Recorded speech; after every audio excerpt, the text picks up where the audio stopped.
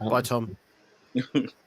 Hello, welcome, ladies, gentlemen, and Raveners to that 6+++ show. I am your host, Tom, very low-listed man. I'm back once again with the lovely 40k nerds of 6++, and one from Trash as well, because we like him. We just think he's neat and we keep him around. We're going to be having a good time today. We're celebrating a little bit. I turn 33 tomorrow, and I've made it all about myself, because I don't do that enough. And I've got a very strong beer called Ultraphase that my cousin Anthony bought me. I'm going to get through that in this show. We're going to see how the quality of the presenting and comparing goes. I haven't done that in a while, so that should be a lot of fun. We are doing a Monsters tier list as well, which we're very excited for because we all know loads about monsters. And Mango Loco's the best flavour. so many monsters out there. 40k players love a good monster. And we're going to be ranking some best and worst ones and having a giggle about that. And we've got a bunch of nice podcast questions, so we're going to work our way through that as well. Do pipe up in the chat. Let us know what you're up to. And, of course, you will be invited to take part in the Monsters tier list at some point in time as well. I hope you're all well. I'd love to know what you're hobbying. And I'd love to know what you guys are up to. And if anyone got to any events this weekend. Has anyone played against New Eldar yet? That's what I'm excited about. I want to know what everyone thinks about New Eldar. I think there's a lot to be talking about there. Before we get into it, there will, of course, be some self-promotion. But before we do even that, I'll introduce my cast of players. I made him angry last week because I introduced Vic first. I'm going to try and win some brownie points back. It is, of course, my dear leader, Chris. Chris, how are you, sir? Ill. I did the classic teacher thing. Yeah, sick, bruv.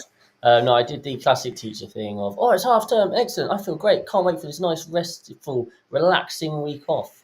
And then woke up Saturday morning full of colds. So I've been working my way through that. It's the half-term bug, yeah. I get it after a uni term. You just immediately get ill. Your brain goes, you get to rest now. Okay. Yeah. Nope. Yeah, wouldn't want to enjoy that too much. Have you been able to do anything with your time, or are you just completely out of it? I have. Oh, good. What have you done? I completed 5 jump pack intercessors, and they are, since the photo up on Instagram, they're even more covered in red dust. Good. It was one of those things where I was like, I did the bottom of the feet. I was like, this is a bit dusty. This is nice. And then I probably put slightly too much on. The next day, came back to it. I was like, you know what? This is too much of a contrast. I'll just add more. And basically, every day I look at these guys. I'm like, no, I think it needs more dust. So just keep firing on the dust. But other than that, I've been painting Lord of the Rings figures. Yes, you have. I'm working through the Fellowship of the Ring at the moment. So I've done my who did I do for Boromir? And yes. I just finished Gandalf. I had a lovely evening painting Gandalf. He's really good fun to paint. And then just as I was finishing him off, I lay him down and I managed to get a pile of red dust all over him, which was sat on my palette. And that's actually really hard to remove. Yeah. So I then had to repaint the back of his coat, which was great. And now I'm on to good old Pippin. Yes, Pippin was. Chris asked us who he should paint next, and we said Pippin. So, well, I said Gothmog because I'm a bit. Yeah, you say Gothmog. I'm slightly one note with our Lord of the Rings adventure. There's only one thing I want to do. All I want to do is play Gothmog. I'm a Gothmog main. Where is it? He's here on his little warg. Not been paid for a while, has Tom? Yeah. No, not been paid for a while. But I started, and I shall surely return. Sure. I'm very excited to play Army of Gothmog. I saw they had like a 20% win rate, which I think to me says Fellowship of the Ring has an 80% win rate. Yes, so I did notice that you're painting the Fellowship, and apparently no one can beat them. It's so I'm looking forward to that. That'll be fun. At least that's thematic, right? Yeah, exactly. I'm also joined tonight by my sensei. You can hear his dulcet tones. You can see his lovely Leo-esque curtains. It's Scrivo. Scrivo, how are you? I'm all right. Yeah. Good. Can't complain.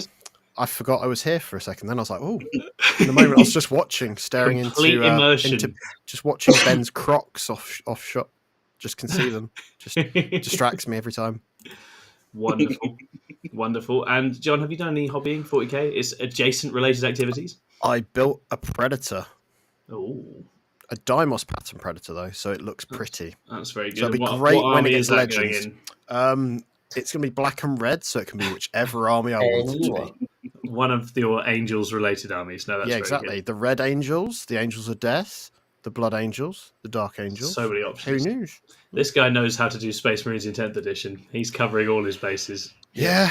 Very, very nice indeed. I'm also joined tonight. You've heard his giggling already. It is the lovely Ben Pierce. Ben, how are you? I am good, Tom. I have been to an event this past Yes, weekend. you have. I'm glad someone has. Well done. I have. Yay! How'd it go? It went great. I finished second. I'm not going to go too far into detail because there's a video coming, boys. Yes, There's a video coming. Yes, there is. But I got to see Davey for the first time in such a long time. Oh, he's so tall, delightful. isn't I just love it. I just love having him around. It's just there's good nothing value, better isn't it? than standing at the other side of the table and he's just ruining your self-esteem as you go. It's just great. Just love him. Excellent. Well, very well done on that. And of course, we will be getting an event report from you. Nice. And it's good that someone is doing Drakari content because I am definitely not covering that angle at this moment in time. As for myself, I have been getting ready to go to Pyra, so I'm playing at Pyra on the weekend with an England team, which is obviously very, very exciting, but has been quite stressful, has meant quite a lot of work, but the work is all done now, we're all feeling ready to go. And because there were some people on my team that had ridiculous opinions, like they wanted to run armies that I play, I had to find another army to play. And I have settled on the lovely Vanguard Onslaught Tyranids, which I have been having a whale of a time with. Absolute whale of a time with. A lot of fun. Excited to see how it gets on. And I think we're going to do a live stream talking through Pyra, it's a big international teams event. You've got France, Germany, England, USA, Netherlands, 2 Polish teams, all sorts there. So it should be really, really fun. And it's quite an interesting snapshot into where the teams meta is heading.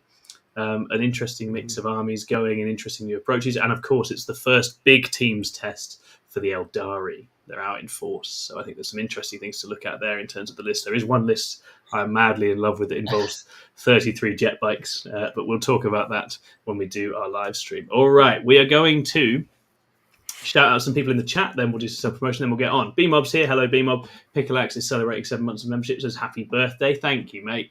33 does feel very old. I was the young one when I started doing this. I'm not anymore. Nowhere near. Now I'm very much old. Gordon is in. Chris Cads is basing an entire Votan army, hero, after enjoying going 2-1 with Tyranids at a local tournament and meeting some of you lovely guys. That's awesome. Which ones did you meet? Let us know. I hope they behaved themselves. Pickleaxe is struggling through 50 new Eldar models. Hero. That's awesome. No sympathy. Quite excited. John's holding a huge whack of Eldar models at the shop for me, so that'll be on my to-do list when I get home. Jerry's painting progress is in. Robert Goodmanson says, greetings from Iceland. That's awesome. Welcome, Robert. Really cool to have you here.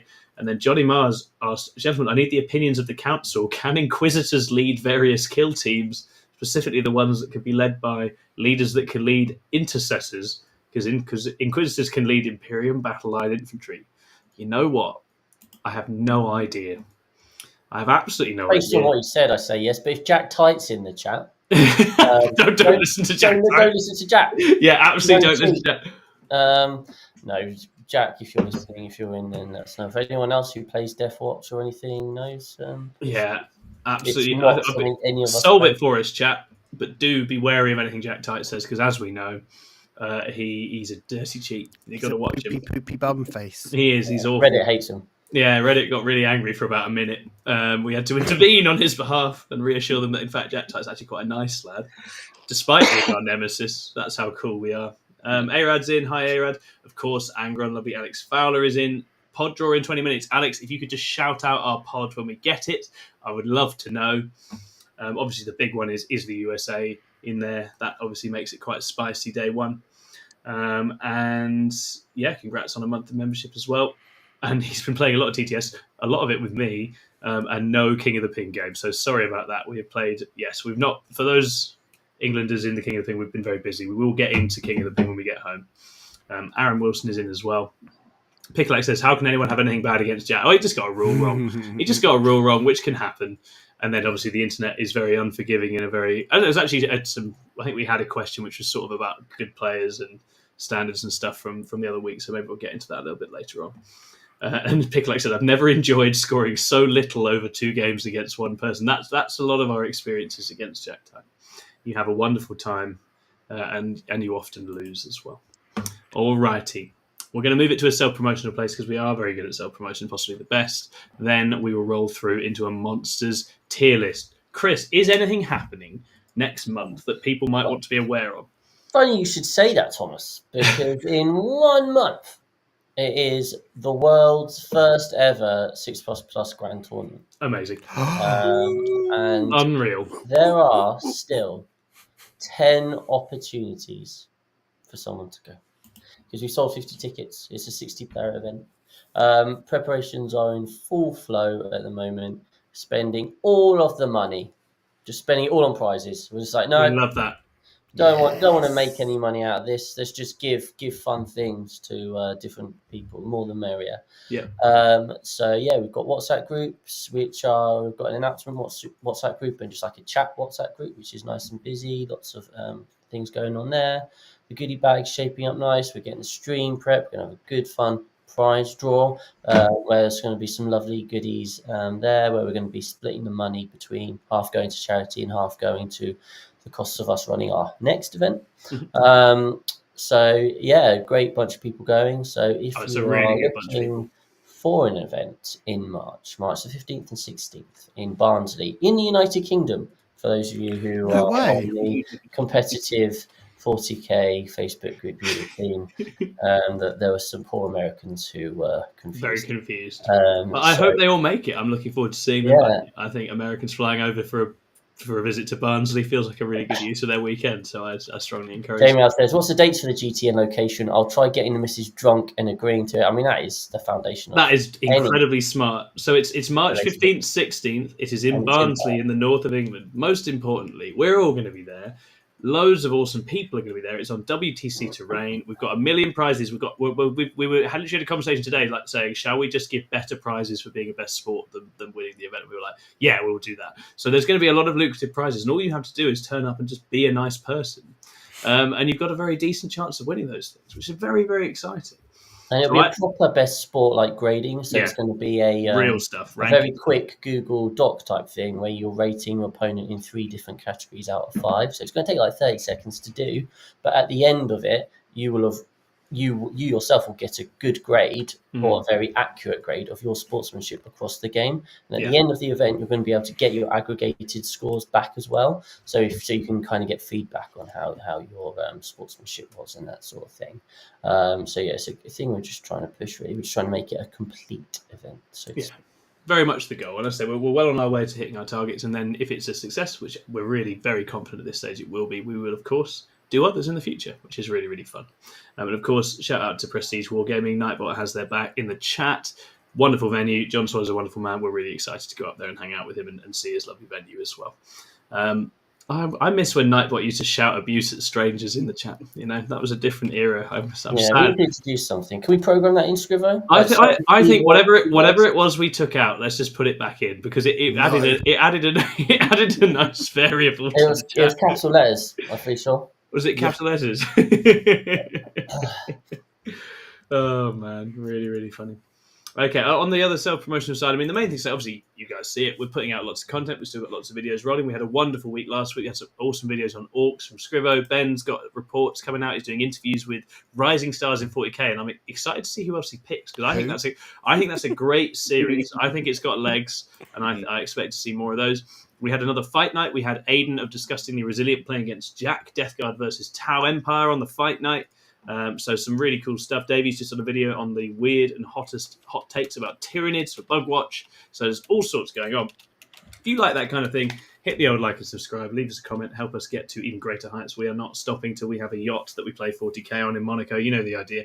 And you can help us get there by signing up as a YouTube member, supporting us financially as well. We have 100+ members now, which is pretty wild, pretty exciting. We'd love to have more. So if you fancy, in lieu of a birthday present for me, you fancy signing up and joining that pool of YouTube members, I will, of course, love you very much. We'd appreciate that a lot. And finally, of course, we are pushing the coaching. The coaching's been going really well. We've been working with a bunch of people. We're having a very fun time with that at the moment. So if you want to work with myself, Chris, or Ed Watts of Anvil Siege Force fame, on leveling up your game and having a good time doing it, we, of course, will take you on for that. So just get in touch. More than happy to work with you. And we're seeing all sorts of wonderful progress for people in our mentoring area right now. So, yeah, get involved. Brilliant. That's the self-promotion done. So now it's monsters time. And today, the rules are very simple. We're doing a monsters tier list. We decided we're going to rank some monsters. We're going to have a laugh at them for their various respective abilities. We've picked some strong ones. We've picked some ones we think are bad. We're going to have it out and argue about it. We're going to rank the ones that we've got on our tier list today. We didn't go for all of them. We've picked a few out. But my pledge to you, chat, is that if you would like a monster ranked on this tier list that you don't see there already, all you have to do is super chat, and then you will have a monster on the tier list. I'm very, very susceptible to bribes. This is the new brutal commercial me. I'm moving with the times. I've read the way the wind is going, and everything has to be viciously corporate now. So if you'd like to shill your way into having a monster on the tier list, you're only one super chat away from achieving it. So we've all picked some, so I'm going to let the gang go round. They can pick out their best or worst whenever, and we'll have a Barney about them and then put them on the tier list. I'm going to start with John. John, you can pick your very first monster. You make the case for where you think it should be, sir. I think the Gargantuan Squiggoth should be D tier. Okay. Talk us through the Gargantuan Squiggoth, John. So, my logic here is it exists, and the normal Squiggoth doesn't anymore, so it needs to go in the bin too. Okay. I'm still angry. So this is still a Forge World unit that you can still genuinely use? Yeah. Not that you can really get it out of your deployment zone on a WTC or UKTC map, but it's playable currently. And which of the Squiggoths do you happen to own, John? Unrelatedly, the normal Squiggoth, which got in this edition. Do you think that might be colouring your impression of the Gargantuan Squiggoth? I don't think it is at all. If anything, I think they should have done it the other way round, because I just bought and painted one. It does proxy very nicely as a kill rig, which I learnt today isn't a monster either, and nor is a Squigosaur beast boss. So there is not actually that many monsters to pick from. I was very shocked that the kill rig is not a monster. No. Chat, let us know. Should the kill rig be a monster? I feel like it should. It's at least a big part monster. So, I mean, what does a Gargantuan Squiggoth do, John? Take up a lot of space. Okay. And create fumes and dust when you clean it when you're building it. And it also murders your wallet because it's very expensive. I've not looked at the data sheet. I don't want to, because if it looks good, John, I'm going to be upset. It's got 30 wounds. It's toughness 13. It is OC 12. It has either an 18 attack sweep profile, which is strength 9, AP 2, damage 3, or it has a lance profile, which is 6 attacks, strength 14, AP 3, damage 12. I'll be honest, those are amazing. Imagine running that in Warhorde, where you can have crit 5s. How many points is it? Oh, I don't care about that. It's firing deck 20. Can we take 2? It's deadly demise 2d6. Imagine careening with that. You might not be able to be fair, because I think it's a monster, so it might not qualify for careen. It can move over models and terrain features of 4 inch or less, like they're not there. Do you know how many points it is? Is it how many points, John? 440 points. Oh, that is a lot of points. You can take 3 of those. You could. It's a 3-up save. It moves 10. It does lose 6 OC once it gets down to 10 wounds and below. But it also carries 20 orcs inside it. Yeah. And you can carry Gazgul inside it. Yeah. I think I'll probably put. I mean, 18 damage, 3 attacks with sustain 5 feels like a lot, you know? And it's only £333.50. So great value per point. Yeah. I mean, Gizmo the Wizard in the chat says that according to the unit comp, it's not equipped with any of the ranged weapons and there's no way to add them. I mean, yeah, potentially. I mean, also the range guns are not good. Like the poor intern had to put that data sheet together from the 9th edition one, which I saw take out Scrivo Slam 2022. So who knows? Maybe it was just too good. It did. I forgot that it won Scrivo Slam. That was really fun. Outrageous. Oh, the deep lore is coming out today. Yeah, absolutely. So Scrivo has put the Gargantuan Squiggoth in D tier, and the big news coming in from the Pyropod is that our pod has USA, France, and Poland B in it. That is a spicy pod. I like it. Okay. Game on. You got to go through them. You can't go around them. That's the rules. So that'll be really, really exciting. Looking very much forward to that. France, USA, Poland, B. Goodness gracious, what a Saturday. How many orc players are in that pod, Tom? Well, I think do any of them have a Gargantuan Squiggoth? France and USA both have orcs. We have orcs. I don't know about Poland B. I know that orcs weren't in every 8, so they didn't get picked in every single one. They were in most of them, though. They are pretty good right now. But yes, goodness gracious, that is a spicy pod. Picklex says, "Can we please crowdfund you live streaming the event?" I can't do that, but I will do a lot of coverage. Is my plan. I will try and do a lot of reporting in from Poland, because that should be really fun. And it sounds like I'll have a very easy and not at all stressful day one. So I should have plenty of time to do some coverage for you. So yeah, we'll try and make sure you get a decent coverage of what's going on. All right, so that's the Gargantuan Squiggoth. Scrivo's laid out a marker and put it in D tier. Perfect. So I'm going to let Chris go next. Sure. So I don't really play any armies with monsters in. I mean, once upon a time, there was such a thing as a Wraith Knight. That stuck around for a while. So for me, I had to ask around and do a bit of research. So I'm going to settle on quite a straightforward one. I think there's an argument here for this character to, in fact, be the best monster in the entire game. Ooh. Very few armies these days have monsters that are central to their army, and that army being particularly good. I guess you could argue Tyranids and Exocrines. They're obviously a big part of a lot of Tyranid lists. However, Magnus. Let's face it, this guy single-handedly wins games. Yeah, he's incredibly tough to take down. He's incredibly movable. He's got great output.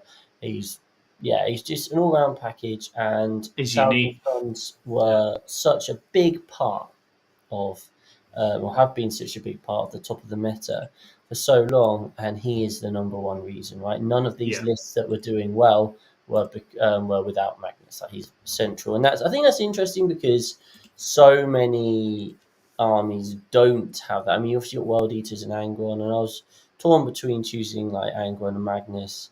But yeah, Magnus, he's just an absolute baller, isn't he? Really, he's absolutely wild. He's got to fly straight and then move again. He is probably the most successful monster of 10th edition in terms of his competitive impact. Like, he's been absolutely insane, right? Yeah. And for a very, very long time as well. He impacts any game that he plays in a huge way. Magnus, boom, S tier. Yeah, I think that's completely reasonable. Very, very hard to argue. I think he would probably more or less solo the Gargantuan Squiggoth in an activation, which I guess is an important indication of where. Yeah, but then does the Gargantuan Squiggoth solo the second Gargantuan? then Wars and solos Magnus. I don't think Magnus -1 damage does much against strength. Damage 12. 14 damage, 12 tusks. Yeah, with crit 5s, that is a dead Magnus, I think. I think he's going down to that, unfortunately. So yeah, so that's why you take 2 Squiggoths, and then you can pin Magnus, leave him in a no-win situation, and the second Squiggoth into 3? Him. Then you're try-pointing him. That's a bit unrealistic. Yeah, you could wrap him with 3. I see the logic, John. Yeah, no, that would be very, very sensible. But it doesn't have a base, so you could really stretch the position as well. So he can't fly past you. Good for disembarking. It sounds like you want the Squiggoth to creep up the tiers, John. Are we moving him up? No, because I love the sculpt, but I will never own one. So you can't hurt me. That's exactly the kind of analysis we need here. Right, Ben. Yeah, it's healthy. Pick a monster, Ben. It's your turn. Oh. I'm going with the Catan Shard of the Deceiver. Oh, this is a spicy one. Mark Cromwellholm's ears are pricking up somewhere already. So, I'm going to put him not that high. I think we go C tier. Oh, okay. Catan. Yeah, okay. Go on, justify yourself, sir. Contextually, I've not seen the Deceiver this edition outside of the other 3. I've not, unless I have been deceived. No, he's pretty rare. He is pretty rare. Yes, no, I've not seen him. And looking at his datasheet, so he's pretty much the same profile as all the other Catania. Half damage, 4 pinball, 5 at feel no pain, all that bollocks that no one likes or enjoys. Apart from Necron players. I mean, yeah. We don't care what they think. They don't have souls. They can't have fun. They don't have a soul to have fun with. Fine. Yeah. But what his datasheet ability is a redeploy. And I'm just like, he's just not as good as the others. So it's contextually bad, I think. I would love to have one of these, in the Drukhari list. Just go out there. But what are you going to do? He'd add a lot to a Drukhari list. He really would. It'd be wonderful. but contextually within his own codex, he bad. I think you've justified that really well. Yeah, I think so. I mean, he's stealthy, which is quite fun. A -1 to hit Catan is quite annoying. I like him because he's the deceiver, and so he's the tricksy one. And I do enjoy that. But I agree, he's just flat out not as useful as some of the others, and has not had anything like the addition that some of the other ones have had.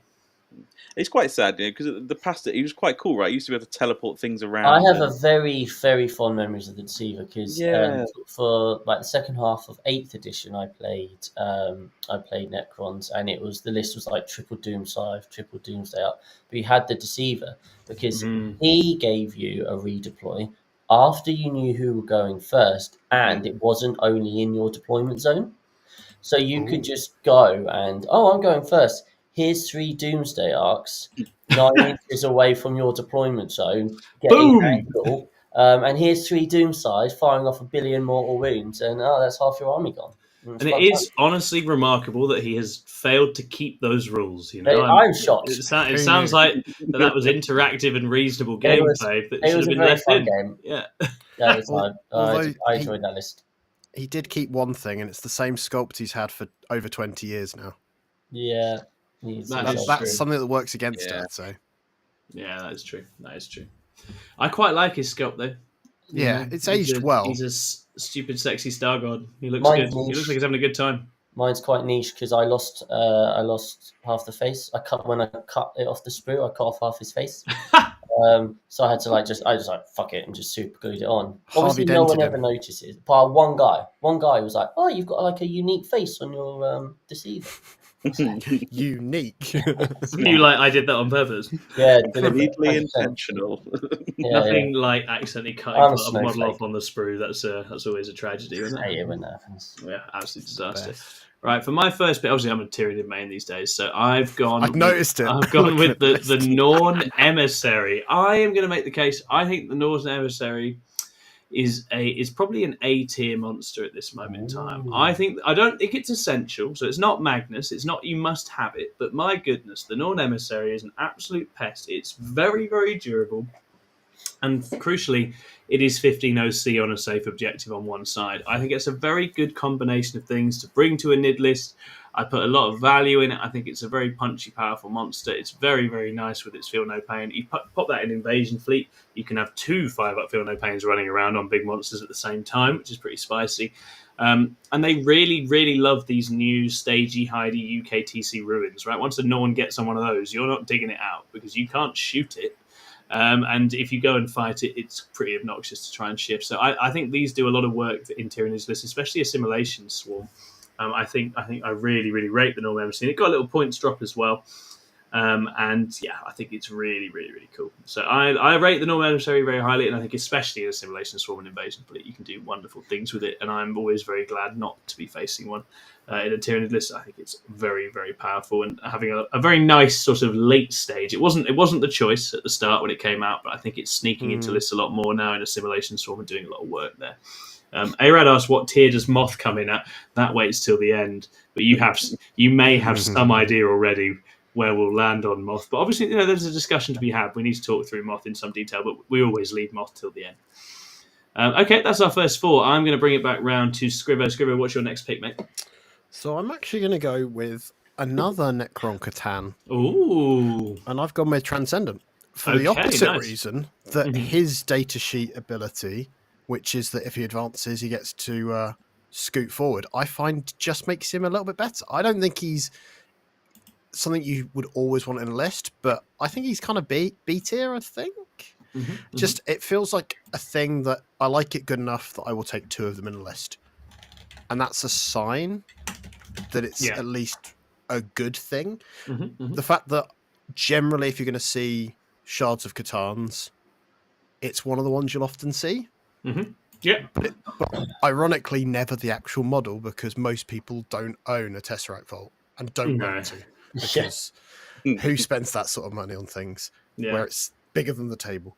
But yeah, I think it's really cool. The one kind of thing I don't think that works for it is that the model itself, I do feel, is a little bit dull. Yeah, I think that's because we've seen things like the Void Dragon looks so badass comparatively. That's the issue that all the old ones have now, is that Yeah. Void Dragons just up the game so much, right? But he is plastic, so he's got something going for him in that respect. So yeah, 100%. I think the Transcendent, obviously, he can be spammed, which is quite fun. You can have more than one of him. I think the sustain hits on all his weapons is quite tidy. Yeah. And I will never forget the first time I let one of those just teleport behind me by mistake in a game, and then we're like, I really wish he wasn't there because it's really hard to get him out now. And they were very, very wonderful, especially in early 10th. They were all over the shop and causing all sorts. When they used to have the 4 Feel No Pain, do you remember that? I don't. I don't remember any of it. It was incredibly stressful. It's a very, very obnoxious piece. No, I think that's a very reasonable place for it, John. Yep. Alrighty, moving it back to Chris. Chris, where are we going next? I like to talk to you about 150 point monster, guys. 150 points for a monster. That's not bad, is it? No. This monster is T11. This monster has 14 wounds. Oof. Okay, that's quite a nice amount of wounds. Yeah. Shots wise, 2d6, strength 6 -1, 2 damage, and anti-infantry 2+. That's pretty good. Quite bad. And then in combat, 12 attacks, strength 6 -1, 2 damage, anti-infantry 2+. You know what? That sounds awesome, Chris. Surely there's no catch. On top of this, this can, on a 3-up, unit can't fall back, must remain stationary, so it can trap stuff. That's really good. At the end of your movement phase, roll 1d6 for each enemy unit within 6 inches of this model. On a 2 to 3, they suffer 1 mortal wound. On a 4 or 5, d3, and on a 6, d6 mortal wounds. Wow. That's every unit within 6 at the end of its movement phase. All that for 150 points. That's insane value, Chris. I should surely own 3. You should have 3 of those in every list if there wasn't one slight issue. And that is, of course, the fact that this model is perhaps the worst model in the entire game for trying to actually be able to move. I am, of course, talking about the humble Toxicrene. Now, for those of you who don't know, the Toxicrene is a Tyranid monster with quite insane tentacles sticking whiskers, I think. Yeah. Either way, I actually did own that for that brief few months where I owned some Tyranids. One of them, I did own a Toxicrene, and you just can't. It literally can't be moved. Like, that thing does not go anywhere on the board. It is such a shame, because actually quite good. It doesn't matter how good you make that model if it can only go into very specific places on the map. So, especially on somewhere like UKTC. So, straight in D tier, not because of the data sheet, but just because it can't. It's such a shame. All the rest of it sounds amazing. It does, yeah. I mean, all they need to do is redo the model, but they're not going to, are they? So therefore, it's just permanently doomed to be bad. They just need to do. What they need to say is that the whiskers don't count for. Well, yeah, they need that to be in a rule set, right? And they need to make it specific to that. And then I'm sure people would start taking them or trying them anyway. John Black says, tried her out, had to rapid ingress and stay still. It's I did play against someone using one once, and they did rapid ingress it, and unfortunately it then ran into some Grey Knights who armor contempted, and obviously -1's not great.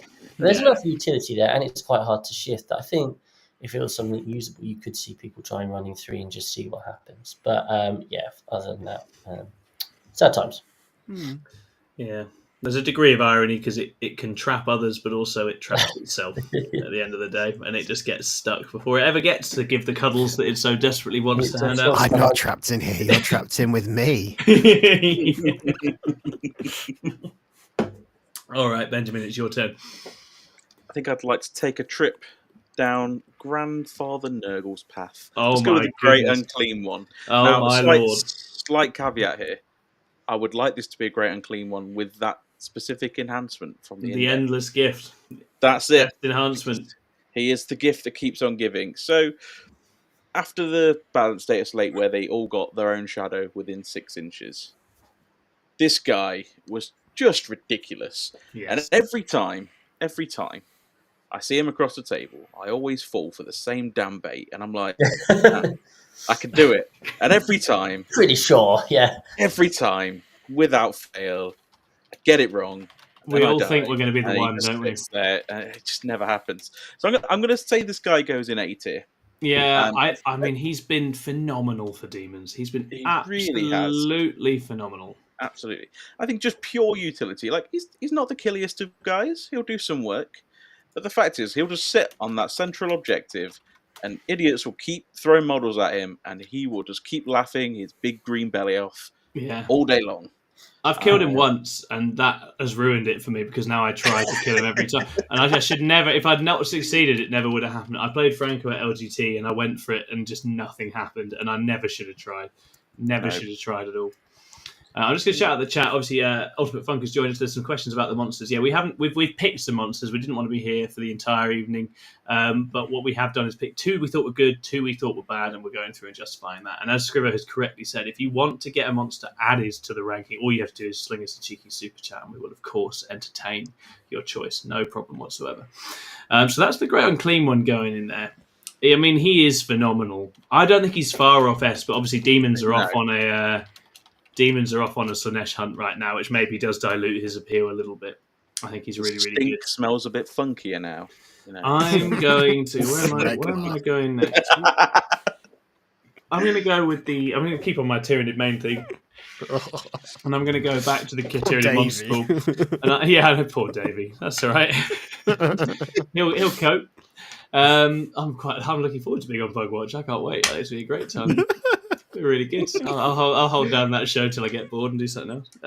I think a week later, yeah, till I get those new aspects in my hand. I'm going with the humble Carnifex, and I think the Carnifex, regrettably, is a C tier monster. C for Carnifex. And the case I would make is the Carnifex, in principle, is a powerful unit. It has some good attacks. It's reasonably tough.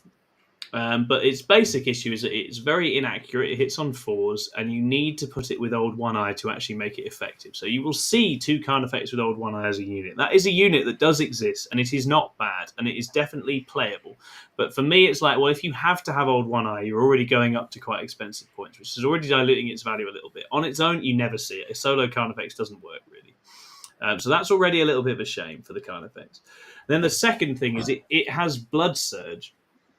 And anyone who knows about the Blood Angels Dreadnoughts will know that having Blood Surge when you're a monster or vehicle doesn't mean shit. Because once you've Blood Surged into combat, your opponent's like, oh no, anyway, and carries on shooting you regardless. So it doesn't have the effect that Blood Surge has on other units. So that's just a basic issue, I think, with Blood Surge on those kinds of units. It could be cool.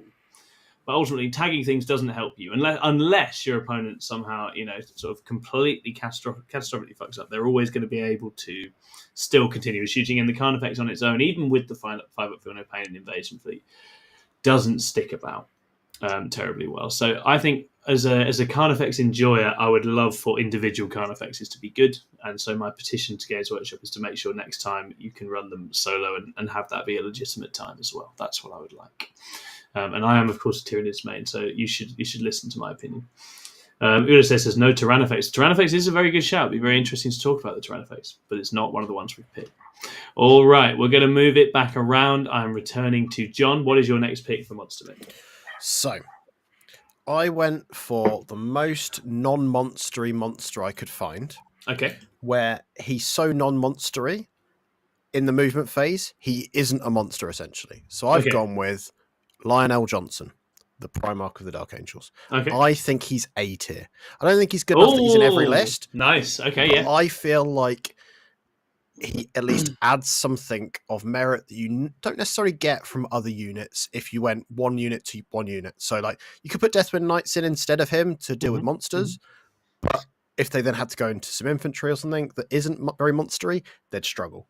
Yeah. So I think he fills that role. He's got some cool shenanigans rules where he can force you battle shock tests when you're trying to do a strat. He can give out Feel No Pains. It's really quite neat. And he can deep strike. It just feels very thematic. And yes, he's not -1 to wound anymore, but I still think he's good.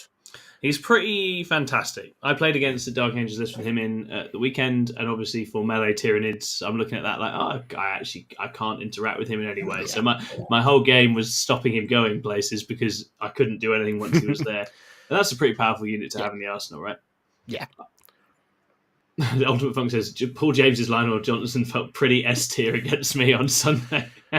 Was it turn 1 in your deployment zone? I can imagine it's Advanced and Charged Lion is a real party starter, isn't he? He's pretty cool in Storm Yes. Hunt. Yeah, he's pretty wild. He's just. It's been fascinating watching Dark Angels players on their journey with Lionel Johnson because they've been very firmly stuck on he's not worth it for a very long time. The amount of times the points went up and everyone went, no. And it's nice seeing people try him again. Is it purely about the relationship between his points and Deathwing Knight's points? Is that what it comes down to? I think a lot of the time, if people can't justify having 3 units of Deathwing Knights and him in a list, they don't feel like they're getting their value, when in reality, you don't have to take 3 of every flipping unit, guys. No, indeed not. And the fights first is very real, right? Him intervening is no joke into a lot of armies. It's so much fun doing that because people go, oh, he's got fight first as well. Yeah, I did say. Yeah. That long list. Very, very powerful. Substantially more dangerous than a Lictor. You don't want that intervening into you at all. Very, very blendy. I'm glad he's finally arrived at all the promos. Kind of feel like they're having a quite good time. They've got their places, right? Yeah, they're all in vogue. Yeah, very exciting. All right, Christopher, it's your turn, mate. What are you going for now? Oh, full name. My turn, is it? Cool. Well, Davey is obviously a bug watch extraordinaire, and he gave us a variety of Tyranid data sheets because obviously they're mainly just monsters, right? So I was like, oh, well, this one looks interesting. The Spore assist. Because I also had one of those in my box of Tyranid tricks. So this chap doesn't really do anything in combat. Doesn't really do anything in shooting either. But does get to Overwatch for 0 CP. So with those shit guns. Well, there you go. With those shit guns. So that's something. And then obviously you're picking a Spore assist to once per turn in your shooting phase, fire or add a mucilid spore. Only within 18 inches of this model. Okay. So can't even fire it off to the other side of the board. Okay. And more obviously 9 inches away. So I mean I don't think you have to pay for the mucilid. Well, that's something. So that's nice. So this highbrow mucilid spore obviously stops advancing. That's pretty sure that's what the normal one. I think it sounds much like a normal spore. Yeah. As a spore expert. On a 2 to 5 does D3 mortal wounds. Does a normal spore do 1 mortal wound, or is it D3? I don't know really. Either way, this thing is a pile of wank, and you are not going to see it ever. Well, John Black in the chat says he's considering a Spore assist in Assimilation Swarm. Well, you're wrong. I don't know what Assimilation does. John Black says he can't move, can he? Assimilation is the new hotness for Tyranids, and basically its whole thing is being really hard to kill, basically. Okay, cool. Well, let's see how hard this thing's to kill. T10, 10 wounds. Oh, 0 OC, doesn't move. Oh, dear. I can't kill it because it's in your deployment zone. Yeah, it's blocked off a key lane. 145 points, guys. Oh, nice. I don't think we're seeing that on the table much. No. 2 of them against the Lion for points. There you go. Yeah, the mucilid spore that generates can move, though, according to John Black in the chat. Okay, well, that's very exciting for him. Do you know what that does? It still keeps it in D10. I'm actually very sad we don't have an E tier for that one. Yeah. Because the Toxicrene and the Gargantuan Squiggles kick the living shit out of it. E tier. Oh, John Black saying home objective holder. Yeah, it's OC0 though. You can't use it for that. Shout out to Ultimate Funk. If you've got 2 of those Squiggoths, you can use them as kill rigs, mate. They're the same size. That's what you do. John Black says it's underrated tech. I love you, John Black. Die on the Spore Assist hill. It's the right hill to die. I think 100%, absolutely. I've played against the drop pod one, and that was garbage as well. So just stay away from that. I was going to choose that or this one as a they're both. At least the other one is a drop pod. I thought it was the drop pod one when I was picking the picture. I was like, I don't even know what these things do anymore. John Black says, "Lost my home. I'm losing an imaginary game." Yeah. Honestly, yeah. But if you do take it as your back objective, John Black, I want you to commit to it, and I want you to not put anything else on that back objective, and I want you to play every game with that. And I just want you to psych the opponent out and look them in the eye and say, "I placed this 0 OC unit on my back objective. I'm now going to beat you anyway," and then just go and take the whole mid board. Do NIDs have a way of sticking objectives? No, because if they did, I would 100% because you'd running sticky it. And then have that sit there blocking it, right? I combed that book for sticky objectives. It might be in one of the detachments, but it absolutely is not. Not in any other way. Christopher Herrera says, "I gave Wargames Live a super chat." Oh, nice of you to give Wargames Live some money, mate. Appreciate that. and then Joe dedicated a full camera to just showing someone's deployed Spore. So to be fair, that is absolutely incredible. That's good value. That is exactly the kind of thing Super Chat should be used for. Yeah. And John Black says, "We do in assimilation, so eat shit." And there you go. This is another reason that Assimilation Swarm is good. Unfortunately for me, I have to go really fast and do clever tricks. So it's the Vanguard Life for me only. I know, it's cool. I didn't know you were friends with Dave Hillier. That's awesome. Dave, obviously a fantastic Tyranids player that I have been coaching. And my last coaching session with him after Nottingham was, well, you played Greg Chamberlain in round 4, so you're definitely doing something right already. Very, very well done. Warrior Detachment also has the sticky, yeah? So just sticky it, and then it sits blocking it for you. There you go. So there's a couple of sources of sticky, but up to C. I want to sticky objectives in Vanguard Onslaught whilst also running my entire army at my opponent. That seems like a fair. If someone could find a reasonable way of me achieving that, I'd be a big fan. Obviously, I am a Tyranids main now, dedicated. Okay, I think it is now Ben's turn. Go on, Ben. Woo. Let's go with. I'm scared of touching Bellicor yet. We're going to go with the Mutilith. We're going to go with the Mutilith. The Mutilith Vortex Beast, the MVB MVP. Yes. Hear it. Go on then. Bang it in S tier. Oh!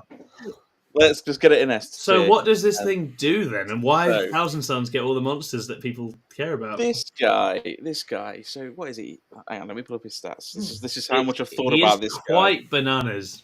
He's quite chunky, isn't he? So what he does, end of his movement phase, chucks out some mortal wounds at you. I know yes, he does. Hate that. He doubles. Is it double? He doubles your magic range. Yep. So your Cabal points, your Cabal powers can be cast at a 36-inch range. Which is pretty good. Pretty wild. He is a ridiculous amount of wounds, which I am struggling to operate a phone right now. Right, here we go. It's something like 14? 13. 13. Which is really weird. I don't think I've seen a monster with 13 wounds yet, so that gets a big But then surely he'll be quite fragile then unless he had some other way to mitigate damage. Surely, right? So he is toughness 10, 13 wounds with a 4-up save, a 5-up invulnerable save, and a 5-up feel no pain. Oh no. This guy is a chunky boy. That is chunky. He is chunky. What he likes to do is go and hold objectives for all of these 2-wound marine bodies that Thousand Suns don't want to dedicate their Rubik's Marines to at this early stage, because Rubik Marines do die. Yeah, they die real quick. Mutiliths don't. It sounds like, from what you're saying, Ben, that I'm going to try and kill this Vortex Beast, and then I'm going to get completely twatted by a Thousand Suns army. Is that a fair assessment? I think that sounds exactly like what it is. However, I have the greatest anecdote, and I hope Alex Fowler's still in the chat, because it's past his bedtime, mate. Yeah, it is. But this one time, I had a beast pack punch a full Mutilith Vortex Beast to death. What? He could have cried. That makes no sense on any level. It made no sense. Everyone was shocked, but I will never let him live it down. The day that a MVB died to a Beastmaster. But yeah, it is a phenomenal unit. It still basically carries Thousand Suns armies. It's incredible, like really. And again, cool, quite unique, quite weird. It's got like a weird mixed really profile, nice model where it's got one shot that can basically kill a tank, or like a marine shot, or a flamer. It's pretty weird. They nailed the rules for it, and it's that good that it's actually good in Age of Sigmar as well, which never happens at the same time. Ooh. That's very, very rare. Yeah, absolutely. I'm going to briefly shout out Mr. Fellplay. Hi, Mr. Fellplay. Lovely to have you here. Been working with you in coaching as well. Shout out to the coaching. And he has no 40k club tonight due to tennis elbow surgery recovery. So I wish you very swift recovery. As someone who has also done in an important hingy bit in recent times, it sucks. So I empathise with you, and I hope you're on the mend as soon as you possibly can. And also, John Black says he was glad. Dave was glad that I bashed up Greg in round 5. Yeah, I mean, winning on secondaries is a very generous description for bashed up, I think, but we'll take it. We'll 100% victory. We'll 100% take it. Greg, obviously, always a good scout to get when you can. So, all right, I believe that takes it to me. I've run out of Tyranid monsters, so I'm going to go back to one of my old loves, the Drakari. Yep. And we're going to talk about Talos. Talos is an interesting one to place on here. I think it's probably a high B. I am a huge fan of Talos, but they are not pulling up trees to the extent that I think they can go and hang with the other monsters we've been talking about. So let's put them in B. I think above the Transcendent Catan. If you're playing Drakari right now and you're playing Reaper's Wager, I highly recommend Talos. They really like advance and charging. Mm-hmm. They really, really bring some nice haywire, some stodginess, some good melee. And the key thing with the Talos for a Drakari player is once they get a kill, and they love to eat little crappy things that people throw out early game. Once a pair of Talos get a kill, they are permanently empowered, which means they are re-rolling their hits all game for the rest of the game. So a pair of Talos with empowerment in the Reaper's Wages detachment where you can have sustained hits, suddenly will just blend through an entire brick of Chosen if they feel like it, which is a really good time. I really, really enjoy that unit. I think Talos are very, very useful. I think if you're playing Drakari in Real Space Raid or Reaper's Wager, you need solidity. That's a big part of how those detachments play. Although, actually, to be honest, I've seen them popping up in Sky Splinter as well. And they just give you a pivot point. It's something you can put out, and you know your opponent can't just trivially kill that, right? They will kill it, don't get me wrong, but it requires enough of a commitment that then the other units you have can respond and retaliate.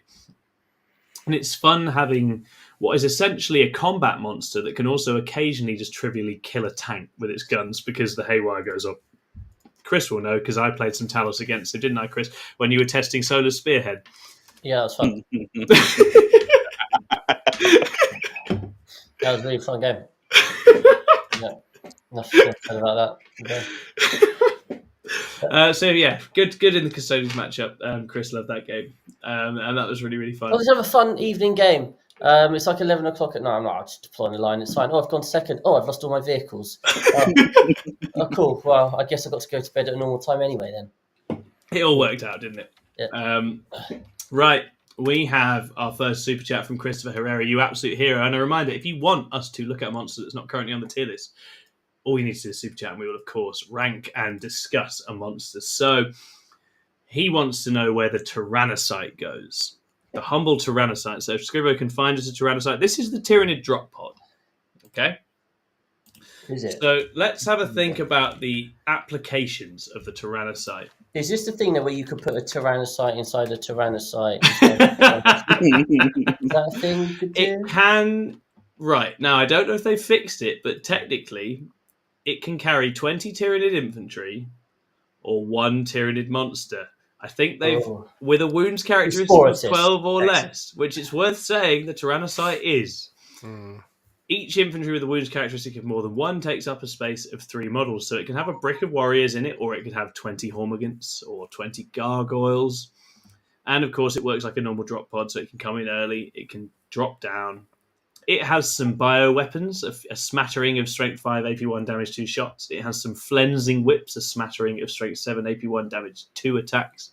It's movement 8, so unlike its Spore's brother, once it's down, it can very much get involved. And it's OC2. It is T9, and it is 10 wounds. It is not Synapse. What I am seeing is that it's a Vanguard Invader. So I could play this in Vanguard Onslaught, drop it down and give it Lone Op 18, or use a reactive move on it. and pick or it up indeed, again. maybe even use a reactive move to re-embark some Tyranids into it. I don't know if that's quite how that works, but I'm seeing some combinations here. So because it has the Vanguard Invader keyword, I think we should probably put it in A tier because that's the best attachment. I don't know what you guys think. I mean, it's a tough one, Tom. I think don't be afraid to push back at me. Like, I can be wrong.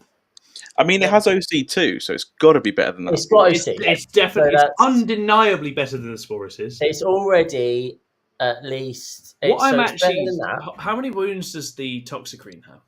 It can land here.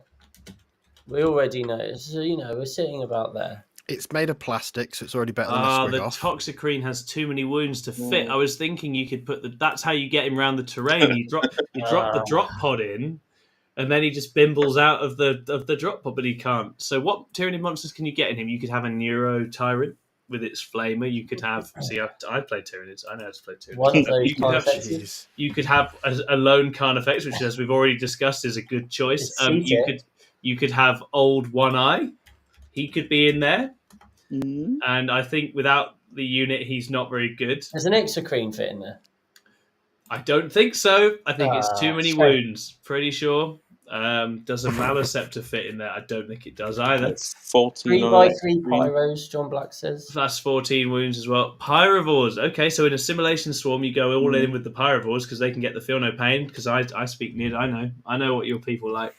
Can you could put a Psychophage in there? You could put I literally have a Psychophage here on a sprue, which I'm going to do for the painting competition in about a week's time. I'm very excited for that. Shut up, John. I finish everything I start. And then I think someone clip that, please clip that. Pickalax is saying, can you Tyrannocyte a Sporocyst onto your home field? I think you can. And then you've got OC 2+0 on it. Oh, yeah. That's ideal. Which is pretty real. And then physically, people can't get to the objective because you've got so many big models in the way. And John Black is completely correct that you cannot be Downy. You can put that Tyrannocyte back into reserves and drop it down somewhere else, admittedly empty at this stage, but no less potent for that. So I like the idea of it with 20 Hormigants in. That feels pretty fun. You can't rapid ingress a drop pod, can you? I don't think. No, I think the that'd be absolutely incredible if you could, but such a shame. Joel Scott says outcome gargoyles, much to the confusion of the opponent. Yeah, I'd love that. Get gargoyles out, they'll shoot and scoot. It's like they could have just deep struck in and done it anyway. Yeah, it feels like a good use of them. And we've got a very good list of very reasonable candidates to ride in this thing that can't. Meanwhile, it's fine for a Storm Raven to drop a frickin' Dreadnought into your deployment zone. That's okay. But the humble Tyrannocyte can't. So we're saying it's in D tier. Yeah. But we're putting it above the Gargantuan Squiggle. Apparently, Scrivo thinks so. Because it's plastic, so at least it's not awful. Scrivo, I love you. We've been friends a long time. I think your personal biases are clouding your assessment of the Gargantuan Squiggle, and I'm not afraid to say it. No shit!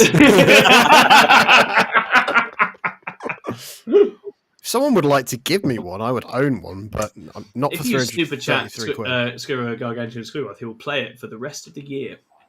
Much like I need my Orc army. Emperor's Children for the rest of the year. But thank you very much, Christopher Herrera, for the super chat. And a reminder, we've got 5 monsters left. If you'd like a monster we've not got on here to be read out, we will accept a humble super chat in exchange, and we will, of course, do justice to it, as we just did to the humble Tyrannocyte. I've forgotten whose go it is, boys, so does anyone want to help me out?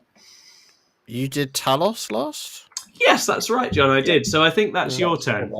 So this is actually one of my bad picks, my worst picks, but actually I've changed my mind. So I've actually got 3 good picks. Oh. So I've actually gone with Syll'Esske. Oh. Because it surprised me that this is actually a monster. Because it's the one thing I looked at and went, that's just one character on top of another character. So let's talk through Syll'Esske, John, because this is wild. I know, right? Like, it does so much stuff. Like, how often have you seen stuff do crit wounds as an ability when it's leading a unit? I don't see that in Space Marines. So I was like, what on earth is this? So for clarity, when it's leading Demonettes, yeah, it gives them dev wounds on 5s. Yeah. And it's worth saying, it's worth the reminder that in Slaanesh, the detachment, if you run into anything and you allow it to hit you first, you get full rerolls to hit and wound. Yeah. Which on a 30 attack unit isn't bad when you have crit 5s, dev wounds. Yeah. Hits like a freight train. Does it do anything else, John? So it also gets back up like those angry dreadnoughts that you used to love. Yeah. And does some witchfiery stuff as well at range, which isn't really, I think, where you take it. And then it's OC2, so it already beats most of those Nid monsters because it actually has OC. Yeah. It's surprisingly scary. I think the one thing that's a downside for it is the whips just break. Yeah, I do agree with that. I've seen Lee Churchwood's one break several times throughout a tournament when he brought them previously. That's because he keeps putting it in his opponent's eye because he's mean. He's a mean man. I think it's his rectal thermometer, right? He checks the temperature and goes, there you go. He's really lovely, but also it hurts to play against him. Did you have fun against him, Ben? I had so much fun. I love playing to turn 2. Ben came over to his captain about 30 minutes in and went, "I am getting no points," and that is oh, bless. I watched as the possessed crashed into this Wraith Knight turn 2, and I was like, I think Ben's whole army is about to die, and indeed it did. Yep, it did. It was painful. That was a rough one. That was a rough one, but that's the Lee experience. Though he'll keep doing that until you find a way to make it stop. So I haven't yet. I'm working on it. I haven't yet. So where do we think that leaves Syll'Esske then, John?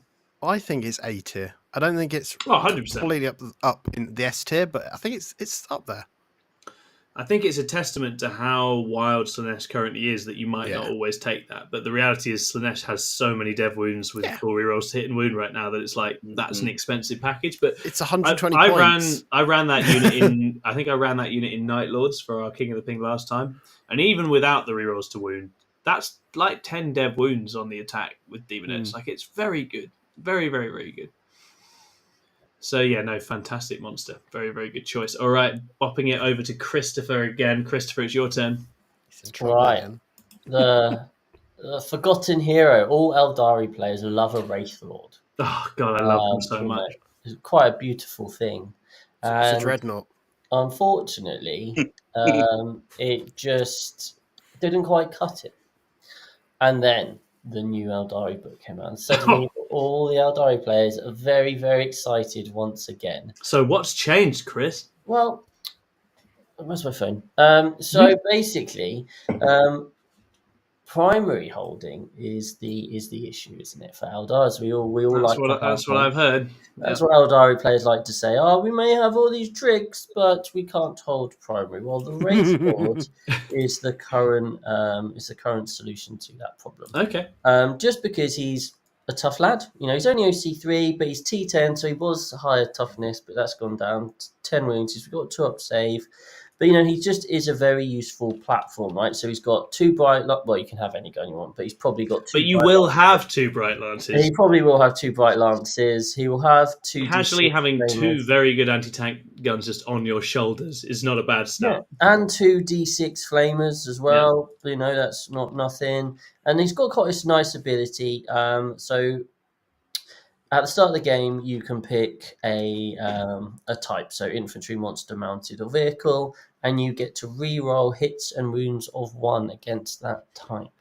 Sounds pretty good on a monster you can tool with a wide range of weapons, Chris. Absolutely. On top of that, he does, if he's within 12 inches of an Eldari Psyker, and let's face it, Eldari probably do have 1 or 2 Psykers. There's always a Psyker creeping around somewhere. Then it gets to hit on 3s rather than 4s, and it's got leadership of 6. All of this on quite a tough, durable body within reason. Mm-hmm. You can put it near a Spirit Seer, who can then start healing it well, which is quite nice. And it's only 140 points. That's a very nice price point. He's basically a Ballistus, isn't he, Chris? He's basically a Ballistus, but better, as my 6++ teammates like to tell me. Yeah, because everything Eldar have is always better. They have no discernible weaknesses and are just always broken and irretrievably overpowered. I really like the Wraithlord. I love Wraithlords very much, so I'm glad that they're good, and I can definitely see the utility of him right now. So that's and they work in a lot of detachments as well. Like you've got do. people talking about putting them in Ynnari, but also in like the Harlequins detachment as well. So all over the place. A ballistus that fights and scraps is a good time, I think. I'm going to shout out Paint Syll'Esske. Welcome, lovely to have you here. Who's asking if we can rank Robot Boy? Cool. We're doing a very horrible bias thing, and we picked some monsters we wanted to talk about, but. Paint Syll'Esske, if you chuck us a super chat, we will, of course, talk about Belisarius. Cool. We'd be honoured to. We're corporate shills right now. I appreciate that's very naughty. And Paint Syll'Esske says, Ballistus, if you don't mind not having an army rule. Yeah, I mean, that is the thing with it, but it's still very, very, very good. Okay, chucking it over to you now, Ben. What's your pick? Let's go for Be'lakor. Oh, boy, this could be fun. Oh, here we go. I'm excited because Ben had some spicy thoughts on Be'lakor. So, I in our little creator chat, I'm in a creator chat. Boys. Yeah, you are, you legend. Unreal. Anyway, we get so much done. We get so much done in there. Yeah, so good, so good. In our little chat, I did sort of asterisk this. I did call Be'lakor bad throughout the day. You regretting my choice ever so slightly. You gradually started to panic as we got closer to going live. People are going to be listening to this. Maybe the internet might tell me I'm an idiot. So you think Be'lakor's trash, right? That was your take. Be'lakor, garbage. Be'lakor, absolutely it's the new thumbnail. Awful, rubbish. Get in the bin. No good. I want to put him in B tier. Okay. So middle of the park. B for Be'lakor. Okay, B so for talk us through your Damascus Road moment that's led us to this point. So he doesn't work in any of the new detachments, right? Well, he does, but he doesn't benefit. I think people are taking him to Pyra, but yeah, carry on. No, they're wrong, Tom. Bunch of chumps. Throw all my reasoning out the window. That's right. He doesn't look as good in any of the new detachments. I would agree with that. In the index initially, obviously, he was the only one that gave out a shadow aura within 6 inches. And then all of the other greater demons, later on down the line, after a few balanced status lates, then give out a shadow of chaos aura. So that's sort of one of his abilities that's slightly null and void now, when all the others can do it anyway. He does, however, he can give out an 18-inch lone op. Now, that's the only one of those other 3 abilities that I am aware of off the top of my head. So if there's something better in there, I apologise, because I'm an idiot. All right. Basically, my whole opinion here is based off someone at the weekend saying Be'lakor is bad now. I think that's a really good way to form opinions. It's great opinion, right? It's great. So a guy on the internet told me once he was really good, so I just believed them. That is all you should ever do. Yeah. Trust the internet. It's the only logical way. He is sort of like, I think the lone op aura is massive, I've heard a lot of people be very underwhelmed with him in terms of the points spent. Demon players have repeatedly stressed to me their frustrations with Be'lakor because his actual ability to kill things is pretty limited. Right, he's not very good at killing things. He does have a decent strike, but his sweep is very rubbish. His shooting is so-so. He bullies like elves and chaff, but he's not really. If you remember what he did in Ninth, he would hit things and they got no invuln save. Like that was pretty bananas. Was scary in that. That was a very different time. Yes. And that is certainly not him. I remember getting to use my Ynnari for the first time ever and ran into demons, and I was like, here we go. Incarn into Be'lakor. I pretty much killed the whole of Lee's army in like turn 1. Like apart from stuff off the board and Be'lakor, and I was like, I'm going to take down Be'lakor, and I put everything into Be'lakor, and he did not die. And then the Incarn charged in and completely bounced because the Incarn ignored invulnerable saves in those days. Be'lakor had a demon save. He did have a demon save. Different, and then Be'lakor immediately twatted the Incarn because Be'lakor did ignore invulnerable saves, and that was a sad time. And then I managed to lose that game because of Be'lakor. So I have fond memories of Be'lakor. Yeah, that was the demon save. That was like peak 9th edition. That was like, I know we've just invalidated invuln saves, but we've created a new save that is not invalidated to give demons a go at the end of the edition. It's just ridiculous, absolutely ridiculous. 9th edition was just that sketch where they release like the lizards to catch the frogs, and then they have to release cats to catch the lizards. What the fuck it is, and it's just over and over and over again. Oh dear. So yeah, no, that's fair enough, Ben. So what you're saying is Be'lakor is shit, and you're going on record in front of the whole internet. I'm gonna He's terrible. So are you sure BT? Because BT is kind of, you could take him or you could not take him. I am sitting on this fence and enjoying myself. I am sitting on the fence. So the truthful opinion is, I think he's okay, right? He will work. If they took the lone op aura off him, people wouldn't go anywhere near him, right? No. Yeah. I think that's the only reason he goes. Like, he's that early game. Right. We had a good comment from Painter Celestine who said, I imagine he's like Demon Mortarion, like if he kills stuff, it's a bonus. And that, in my experience, has always been true of Be'lakor. Ultimately, he was basically a drop pod with lone op aura, was how I've seen him used. And his actual participation in the game is minimal, to say the least. Okay, very good. I've got a pick. And I've picked the Death Guard Demon Prince with wings. Now, I own one of these. The old, fat, bloated model version. Yeah. And John's played against it, he knows. And this guy is so-so. He is a toughness 10 wounds, 2 up, 4 up invulnerable save guy. He's got 6 damage 3 attacks, or a sweep that is no AP, strength 6, damage 1. And when he charges, you must take a battle shock test. And then if he charges, he gets devastating wounds on his 6 attacks with his 3 damage weapon. And he's just very crap in the grand scheme of things. He costs a bunch. He doesn't kill anything. He doesn't really buff anything. He is not quick enough to be exceptional or interesting in any particular way. And in Death Guard, I've never seen him used. I've not seen either Death Guard Demon Prince ever used in 10th edition. But certainly not the wing one. I think the other one at least gives an aura of 6 up, feel no pain, so that's something. But this guy's just complete garbage. Like, you would always rather have Death Shroud or Plague Marines or one of the many, many vehicles you see crammed into Death Guard lists. So I'm going to put him bottom of C because he's still better than all the trash in there. But goodness, he's rubbish. To put it in context, Jamie Clifford went to a 2,000-point Highlander event with World Eaters. So you're only allowed, apart from Battle Line, you're only allowed one of each thing. And he decided to give his World Eaters Demon Prince with Wings a fun run out. At which point he said to me, he won every game. He 20-0'd every opponent. And he said, I might as well have not had that unit in my list. It did literally nothing. So. And it's an interesting thing, isn't it? Because they got the new Demon Prince kit, which is stunning. And they've all been terrible in 10th. Like they've always been good in other editions, right? Like my learning to play the game, they were so common. Was playing into Lee Jones, and there was always a bloody Thousand Sons Demon Prince, and it was always slightly better than my Shield Captain on bike in Custodes, and it was just this thing that happens, and I've always learned to fear them. And now you see a Demon Prince, and you're like, oh sweet, they've not taken a good list. They've take a Demon Prince. Like, it's that sort of level now. I'm playing some thump. No, that's completely it. And I think it must surely be due a revival. So I think 11th edition will surely be the Demon Prince edition because they're only good in one game at a time. Tom. Are they good in the Sigma? Are they? They're playable in Sigma. There's that logic again. Demon Princes playable in Sigma. Yeah, nice. I think there's a few small edge cases there, right? Just a minor. Go on.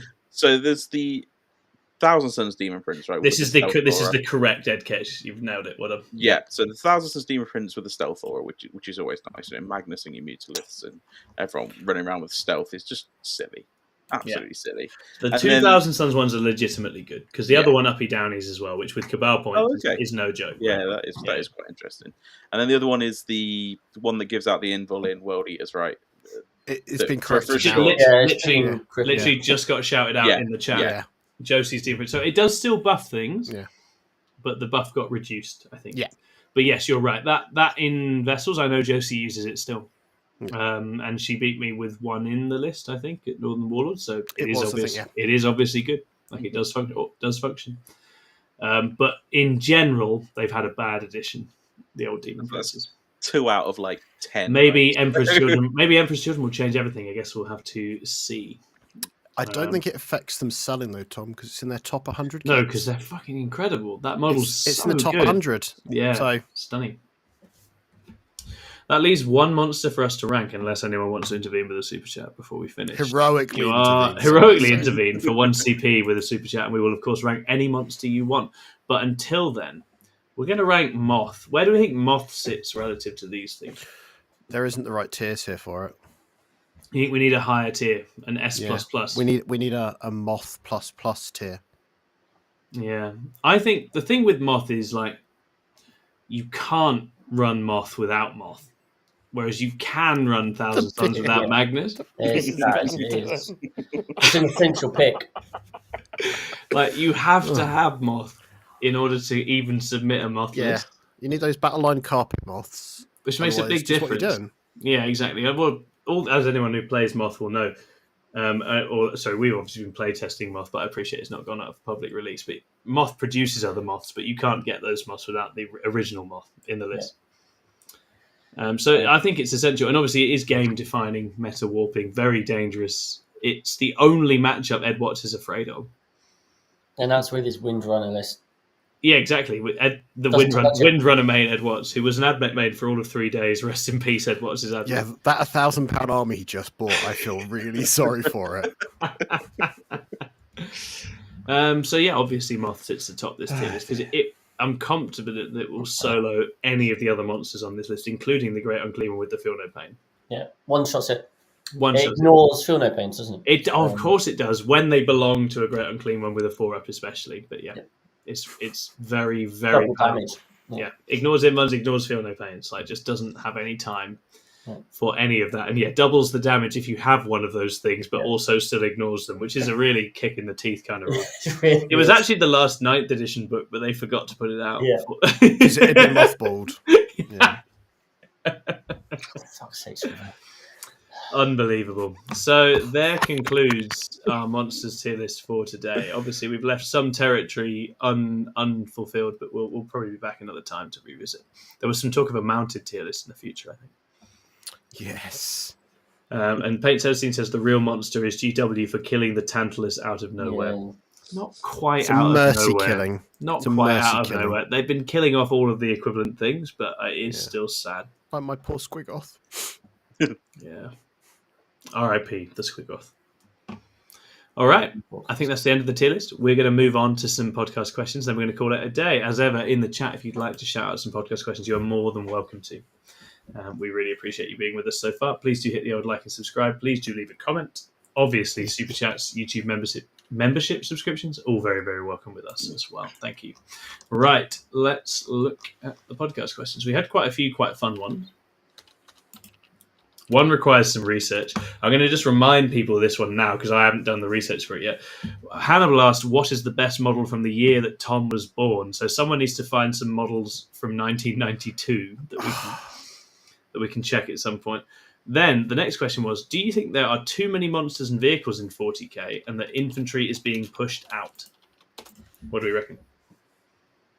I don't think so. No, not at all. It doesn't feel... I mean, considering... it's the year 40,000. I imagine, people running around chainswords. It seems quite unrealistic. Actually, I think there's quite a nice balance. Like, you can take lists which are all vehicles.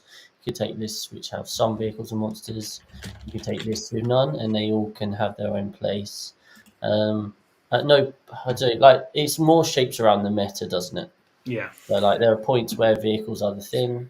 And there are other points where vehicles are maybe not thing. Like, as we all know, fire dragons are about to be everywhere. They have something to say about the presence of monsters and vehicles, don't they? And so, therefore, monsters and vehicles are going to be hiding in fear from the humble 100-point re-rolling literally everything. Literally, you die. Unfortunately, I looked at you, you're dead. My rule is that you die. Yeah, let's hope you've got an invuln, sucker. It becomes a meta thing, really. I think at no point have I really felt intent that there are too many at the moment. I don't know. No, I think the armies that like monsters, and as our tier list indicates, that's basically Tyranids, Necrons, and demons to a large extent, have all had their monsters in the roster for most of the edition, right? There've been a very high prevalence of those, and then I think monsters had a good addition. I think infantry and fast moving infantry, as we're always loath to say, have been a big part of it. But I think monsters have had a great time. They've been very present. The big hunt wasn't the threat I thought it was going to be, so they've just not been in trouble. No, not in the end. Not in the end. And the one regret I have about Pyro is that it distracted Josh Callard, so we never got to find out if the big hunt can hang in our TTS league. Unfortunately, he had to withdraw because I was looking forward to seeing how that list got on. Well, he did face me with it. Did he? How was that game? Well, it was Purge the Foe. And so I lost that game. Okay. Elves versus Orcs. It's fine. Actually, it was really close. It was a lot of fun. Triple kill rig, but Haywire's like kill rig. Yeah. Okay. Yeah. Haywires do like kill rig because they're not monsters. Should be monsters, but they're not. Yeah. No, it was fun though. It was a lot of fun. Absolutely. And to answer the other part of your question, I've done a cursory Google, and would you believe it? The original Screamer Killer Carnifex came out in 1992 when I was born. Do you know who else came out? Who else came out? Commissar Yarrick, Makari, and Gazgul Magurk Thraka. Incredible. Nice. And I have a I've got that model. I've got a metal Commissar Yarrick somewhere. Yeah. I've got a metal Gazgul Thraka, the OG. That's awesome. So obviously, as a Tyranid main, I'm going to say the original Screamer Killer Carnifex because that is really cool. And then our next question is... Can I still read? Yes, I can. 10 asked, what is your favourite monster in 40k based purely on aesthetics? Angron. Angron? That's a great shout. I do just like Angron. Angron is incredible. Chris very, is a world fun. Chris is a world is his main, so he has... I'm world is his main. I do have a completed Angron, who's quite pretty, actually, and I very much enjoy painting him. His model is so cool. Cool, how about you boys? It's very easy. For me. Sorry, squig off. The Lion. Lame. Ben? All right. Sorry, I'm on brand. Just because I'm not a flip-flop, Tom. What are you going to be main of next week? You're probably going to be a sisters main when they fix them again. Probably anything but Tyranids after next week, I'm sure. Going into a pod with France and USA with an army I've played for 2 weeks. I'm really excited. Anyway, Ben, how about you? I'm going to go with the Carnifex, just for pure nostalgia. First model I ever had. This guy gets nostalgia. I actually think I want to give a big would have shout been my out. answer. Yeah. A big shout out to a model that's no longer in production. But I remember spending days in school in about year 7. So I don't know about how old am I in year 7? About then, yeah. You're quite young. Yeah. Quite young. And I had the little Forge World catalogue I'd ordered from the website, and me and my friends were sat around and we're flipping through. And I'm really, really enjoying the look of the Tau. The great Narlock. That thing. Oh, the big nice. dinosaur thing. Yeah, it's so cool. I was very sad to find out when I finally got adult money that it didn't exist anymore. Basically, the Lone Spear instead now, right? It's kind of like basically the same, but smaller. A lot smaller. Yeah. I hope when they next give Tau models, it's just more Kroot, but bigger Kroot. I just want more auxiliary units to make Tau mains upset. I hope it's just Kroot for the next 10 years. All Stop they get giving me flavour. Different shapes of Kroot from here on out. Just a new Kroot box set with more Kroot in it, but these ones have wings. Over and over. Yes. And no melee weapons for their suits intentionally. Just cause. Absolutely. No, 100%. Pickalax says Avatar of Kane. Love the Avatar of Kane. The new Avatar of Kane is an incredible. And reminds me, probably actually, I said the Angron, but probably actually the Incarn. Just so many fond memories of the Incarn. The Incarn is also spectacular. Mine's got no sword. You never forget your first big brain play with the Incarn. Oh, it's such a cool. It's just, I teleported over here and now you're dead. You wanted to kill me. That's backfired. Well, you made it worse, you idiot. You shouldn't have tried to do that. Someone find an ambulance. For you! He's literally, the entire Yunari detachment is literally someone call an ambulance, but not for me. So good. I'm playing it tomorrow for the first time. Mate, you'll have a great time. On Grey Knights, I'm very excited to try. Yeah, it's honestly, I think it's, the Windrider host is awesome, and the German list for Windrider host has demonstrated where that can go. But Yunari is very cool. It's very, very cool. You will have your opponent very sad a lot of the time, and that's why we play, right? So yeah, the best emotional damage. And then 10 asked me what it's like to be old. I wouldn't know yet. I'm still really young and vibrant. But Chris, How's that knee, do you Tom? know? Oh, shut up. It sucks. It sucks. One part of being in a 40k team with people is that I get to see ahead of me what the track of oldness looks like. Yeah. And what I would say is, my impression is, it's a downward curve, but then at some point, you turn out as Dave Murdoch and it's all good. You start running, that's what it is. At some point, it all turns itself around and you're just this magical, wonderful human being. So it's all going to work out, but we have to get to the Dave Murdoch To stage. that midlife thing. Yeah, exactly. Then we'll win all the best sports forever. 10 did ask a serious question too, which was, how do you weight detachment rule versus stratagem strength when evaluating a detachment? Which I think is a fantastic question. I think I lean more towards stratagems. I think there isn't any particular detachment rule which is insane at the moment. It can obviously shape certain this, like you take Tom's Vanguard, right, being able to advance and charge and whatever. Yeah. And army-wide full back and charge. Yeah, that's my favourite bit is telling them that when they're like, so Tom's playing Stormlance Tyranids, basically. Yeah, so I see the logic now. They can define list building. Yeah. But I think then the stratagems are what quite often give you. Obviously, though, it does depend. But take like current Warpbane Grey Knights, the detachment rules, the rerolls is what makes it strong because the strats are shit.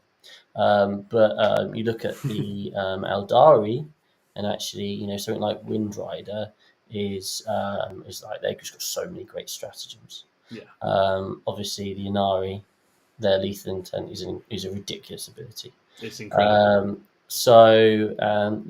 It does probably depend, but as long as one or the other is good, then you're fine. But I generally lean slightly more towards stratagems, personally. Yeah. I think Ben might have some interesting things to say about this as a Drakari player, so I'm going to let him let rip. Go on, Ben. Yeah. I mean, again, it depends on the detachment, right? But so far... I mean, two of ours don't have detachment rules, right? Yeah, Real Space Raiders and what? Reaper? You literally play both without them. Yeah, much. And you just ignore them completely. I mean, Sky Splinter was probably the only one with meaningful strats and a detachment rule that you quite liked. Ignores cover, and Lance is very good. Lance is quite fun. Oh, well, until you kill the vehicles, I think you're like, oh, cool, I've got no transports, it's all gone anyway. So. That does occasionally happen. It does occasionally happen. But yeah, I think often leaning towards a good suite of stratagems, not just like one good strat. Like if you've got a good range of them, I think you can probably get away without having a decent detachment rule. I mean, it's about the toolkit that you have, right? And I think a lot of good detachments can, between the enhancements and the stratagems, kit you out fine. Yeah, and I think Reapers is a good example of this, where we talked about it and we were like, ultimately, the Harlequins are a nice to have. Mm-hmm. Everything else in here is incredible, like a scout moving raider, incredible, right? Strats to ignore Overwatch, lethal and sustained on a full rerolls to hit army. These are just things which just take you up to such a level that actually it doesn't matter if some of the other things are a bit lackluster.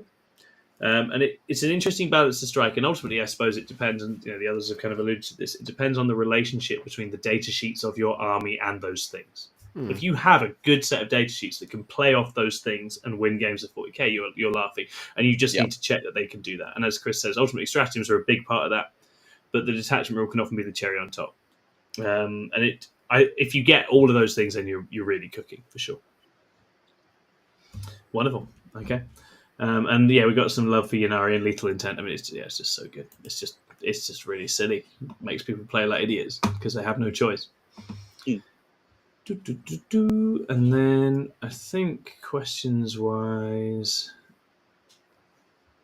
Oh, we had a good one from Ultimate Funk last week, which was, you're iterating a list for a tournament and you've played your last practice game. Should you make changes knowing you haven't got any time to test them? Or should you only make changes knowing you've got games coming to try them out in? No, you can definitely make changes, because the whole point is you've had a test game and there's something you didn't like. Yeah, I think that's exactly it. Did something in your last test game leave you being like, did you miss that thing and you just desperately know you need to slip it in? Like, did you miss one lone op type of thing? Do you need to put one in type of thing? Yeah, in the region of incremental change, like the 50, 100 point change, go nuts. I think that's fine. You don't want to change half or a quarter of your army, realistically. No, for sure. Or make a thing that changes the type of goal for the list. Right? And it does depend a bit on your perspective of events, but certainly, and again, we're process guys here. We all love process. Events are still learning and improving. They're just the best testing bed. They are just the best testing ground you can go to. So ultimately, a change made to go into an event is fine. Because you're still testing the list. The learning is still part of what you're doing. Unless you were like, I will definitely win this super major, and I need to make sure I have the perfect list for it, which I don't think any of us can really relate to. I think it's all still learning. So try something out, experiment, definitely, but just don't change so much that it leaves you no longer benefiting from the reps, I guess. Yeah. And then we did have an interesting question, which was last week, but I thought maybe we won't throw that at lovely Vic. Yeah, I did notice. Which was from Andy, who asked, I've had a couple of people at tournaments mention being paired into and playing against some of the big names, in quotes, not naming Vic names, but not Vic. So we would have let Vic off. And having a horrible game where they were made to feel a bit like a speed bump on the way to a player's 5-0 performance. And like they are just wasting the top player's time with their existence. Especially round 1, it felt a bit like, don't you know who I am? Why don't you just concede, etc. Have any of you guys been on the receiving end of this? I'm going to say sort of. So go on. No, this is it. This is why I wanted to open it up. I'm genuinely interested. Have any of you experienced this? Go on then. There's a sort of, and I think it comes from a place of intelligence, right? So I played Innis at Hellstorm. Okay. Yeah. And Innis was lovely. So just preface this with that. He was great. We had. This was when he brought the Outlander claw out, right? The Outlander, and he knew absolutely everything my army wanted to do. He knew how he was going to dismantle it, and it did feel like there was almost no point in playing this game because everything I wanted to do was like, yep, cool. You're going to do this. And in terms of matchup, there wasn't right like that. It was done, yeah. But. He was nice, right? So I think it depends on how they approach it, but I can see how it might feel like that when there is a player with that level of intelligence in the game, and perhaps you're not quite there yourself. It can feel like maybe you are a bit of a speed bump. I'm sure it's not intended. Yeah, but I think it's just that difference in game knowledge. Yeah, but I think it's a very valid point, and I do think from a expectation standpoint, if you've got top players who are fully expecting / hoping to go all the way in an event, then those early games may even be something their mind is not fully in or their application is not fully in, especially if at a matchup and skill level they're not concerned. And I think that is quite tough on people playing into those players, right? I think that's a tough thing to feel. Yeah. Like it's not nice to feel like it's not that important that the game happens, right? I think, to me, my experience of that, where I think it was Manchester in 9th edition, where I went into Alex Harrison first round, and it was peak Dark Angels being a bit overcooked, and he'd designed a list to take them on. So I went into it going, he's got all the tools. Yeah. I've gone to this super major with the goal of doing so well, and I started the tournament going, I've had a massive loss. And it wasn't what he'd done. It was more that I then felt deflated myself. And it's like, and that was on me. I don't think that was on him. Yeah. So I think my memory of that game was that you were very positive after it, right? I tried to be, but I did feel like I got spanked. I was outclassed, outplayed. And despite his reputation that he had accrued before that, the most pleasant game I could have asked for. Yeah. But I think it can feel really rough as a player going into that going, I have been a bit of a speed bump. That's okay, and it's about how you pick yourself back up, right? Yeah. Yeah. What do you think? I think it's an interesting one. Like, I'll speak it from like the different angles. So obviously, we go to a lot of tournaments. We're quite experienced. I've been to the odd event where I've played into someone who's like brand new to events, maybe hasn't been playing that long, and you can tell, as I'm sure the top players do when they play, slightly weaker players. Like, you can tell if you're going to win. Sometimes you can just tell you're going to win.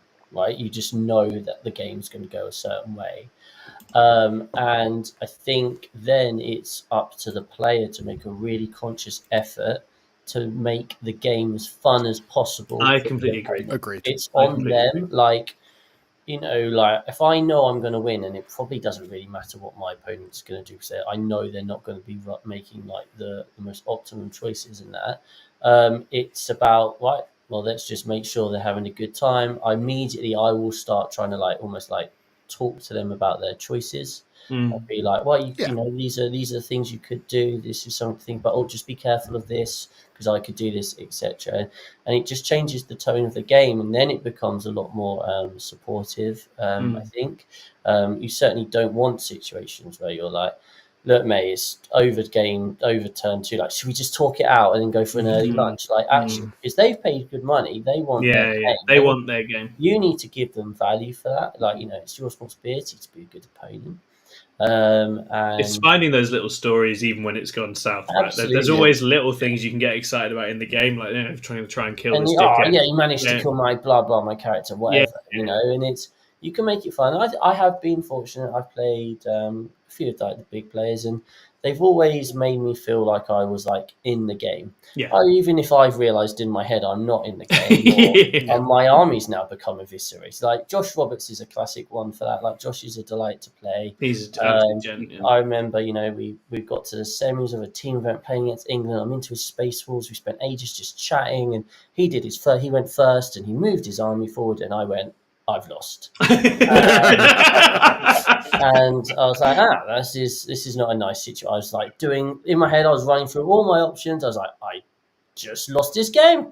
And sure enough, half an hour later, 45 minutes later, I was tabled and I lost the game. And but at no point, you know, Vic's the same. Vic will be like really thinking and like just working it out, and he doesn't take anything for granted, even though turn 2, Vic has a face. Vic's face changes, turn 2, he works out how to bend you over.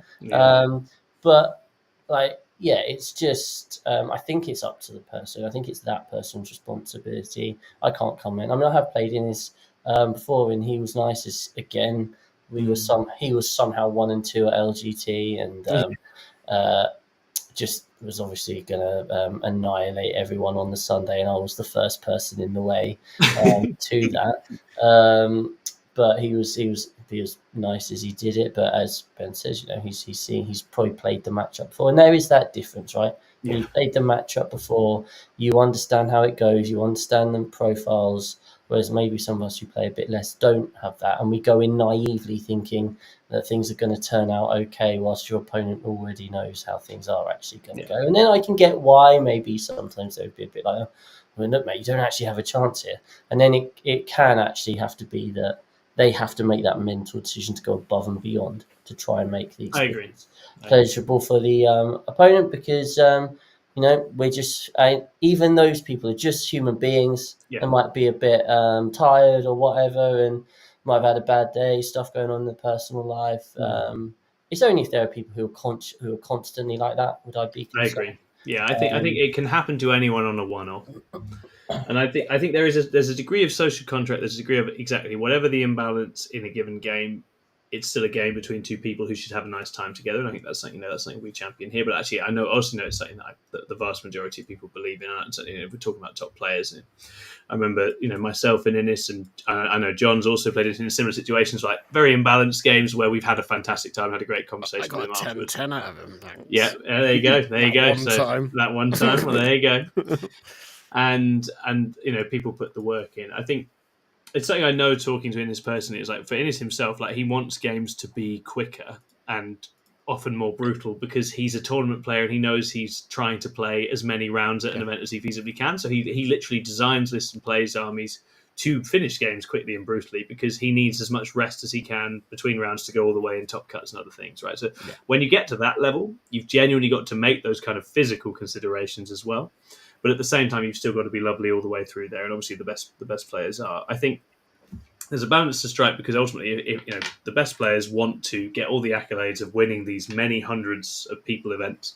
And at the end of the day, that means that many hundreds of people are going to be there. And that means all the people of all calibers are going to be there, and you have to represent and be ready to play with and have good times with those people as well, because you don't want a situation where anyone who's not the elite don't want to play their games, because then there wouldn't be anything to be the elite of, right? Which is just the way that it works. So, but I say the vast majority of the best players in the game are fully cognizant of that. And we think you're lovely, Innis, just to clarify. Oh, yeah, we've used it as an example because he's a fucking saint, so it's fine. He's always an absolute treat to play. So, yeah, I thought that was a very interesting question. I'm glad we were able to do justice to it. I think that takes us to the end, unless the chat's piped up with something that I've missed, which they have not. we do have a question. John Black says, "Do you guys think of categories of pla?" John Black, elaborate on what pla is. I don't know what you mean. Can you spell pla again and just double check what you mean? We'll just wait. I'm imagining a cat has just jumped on his keyboard and hit enter mid-sentence. John C says, "Good time for me to drop in." John C, you can have a question. We'll answer any question you like. There you go. So John Black says, "Do you?" Oh, this is such a good question as well. Do you guys think of players as 1-4-2-3-3-2-4-1-5-0 players? Go on, boys. What do you think? No, absolutely not. I feel like if someone's on form, they have the ability to hit those numbers, but if their path to victory goes through the random situation where round 2 they go into someone that also has the potential to win the event, exactly, doesn't matter. They're not going to be a 5-0 player. They'll be a 4-1 then. That doesn't make them any worse a player. It just means they played someone of their level. And so I think sometimes it's very misleading to do that. Like going it's with the goal. If anything, right? Remember, Tom, when middle of 9th, our local community, we're all going to events and we're like, everyone's there going, right, my goal is at least 3-2. And then when people, funnily enough, didn't hit 3-2 at the LGT because, funny enough, Shark Tank even, people came back quite deflated. And that's unfair to set those expectations on yourself. Yeah. And it's not reasonable. And it's not healthy, really. There are so many other variables that come into play, right? I think in that sense. I don't know. What do you think, Christopher? I think this is an interesting one. I think it's very easy to fall. What happens is the more you play, the better you do, the higher your expectations are. In terms of consistency. So, you think, oh, you know what, I should be able to go 4-1 at an event. And then you have 4 or 5 events in a row where you go 3-2 and you're like, oh man, these are being let down events. But what I found is every single event is always a very particular story. Yes, that's exactly right. Like you've either run into good matchups, or you've run into like some ridiculously good play around 1 and round 3, and like it's just such a free for all now. And on top of that, especially UKTC events, the standard is so high. Like you can be 2-2 and go into the final round. And this happened to me at LGT. I was 2-2 and I went into Alex, who I know listens to the show from Trash. He's a very, very good player. And genuinely, especially at a massive event like LGT, we could have both been 4-0. Based purely on who we'd played into. And that just so happened we weren't. But the standard, so it's really hard to say, oh, I'm a 3-2 player, because that's not a thing anymore. Or even 4-1. Like there are so many players out there that can very easily go 4-1 at an event, and the same player with a different bunch of matchups could go 2-3 completely. And it's not really their fault. Like they can all play the game well. They're all not going to really make any major mistakes. There just might be some. Think of all those games we've lost where we've lost by like 1 or 2 points because we didn't draw a secondary we needed, or because something died when it shouldn't have, or whatever. And then that's completely changed our trajectory. I could use example like Saffron Slam. My last Saffron Slam, I played into Sam in the final in the round 4. I managed to. I made a misplay on turn 5, and I lost that game by like 3 points. And then Sam played George in the final game, and that was a game that again would have been a really close game for me. Grey Knight's into his Marine list, and let's say I could have won that game as well, and that would have actually made me come second at that event, because my only loss was to Jack Tai, who won it.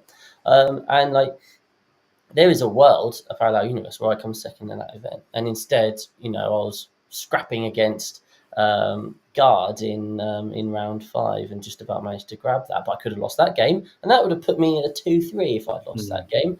And in another world, I could quite easily have gone 4-1 and come second. So it's just these days at events, I don't think you can put yourself in these categories and define yourself as that sort of player anymore. I don't think. Yeah, I agree. I think those categories are actively dangerous because I think we think about A, when people get sulky and stroppy in the game, B, when people push the rules or push the edges of what's acceptable in the game.